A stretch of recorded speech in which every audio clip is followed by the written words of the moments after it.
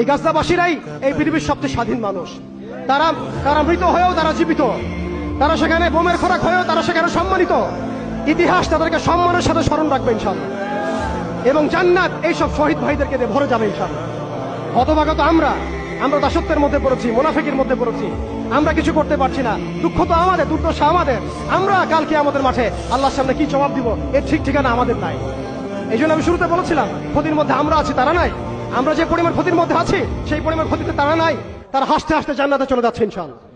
যে আল্লাহ পাক যে আমাকে হিন্দু বানান নাই, খ্রিস্টান বৌদ্ধ বানান নাই, মুসলিম বানিয়েছেন, এটার অনুভূতি কাজ করে কিনা আমাদের মধ্যে? প্রথমত আমরা যে মুসলিম, এই অনুভূতিটা কি আমাদের মধ্যে কাজ করে কিনা? আল্লাহ পাক চাইলে তো আমাকে বৌদ্ধ খ্রিস্টান হিন্দু বানাতে পারতেন। তো আল্লাহ পাক আমাকে মুসলিম পরিবারে জন্মগ্রহণ করার তৌফিক দিয়েছেন। জন্ম নেওয়ার আগে আল্লাহ পাক আমাকে জিজ্ঞাসা করেন নাই তোমাকে কোন পরিবারে জন্ম দিব। কখনো কি মাথায় আসে যে আমি মুসলিম পরিবারে জন্মগ্রহণ করেছি, এর জন্য আল্লাহ শুকরিয়া আদায় করা উচিত?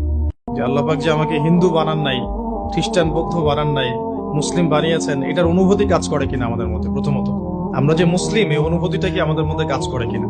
আল্লাহ পাক চাইলে তো আমাকে বৌদ্ধ খ্রিস্টান হিন্দু বানাতে পারতেন। তো আল্লাহ পাক আমাকে মুসলিম পরিবারে জন্মগ্রহণ করার তৌফিক দিয়েছেন।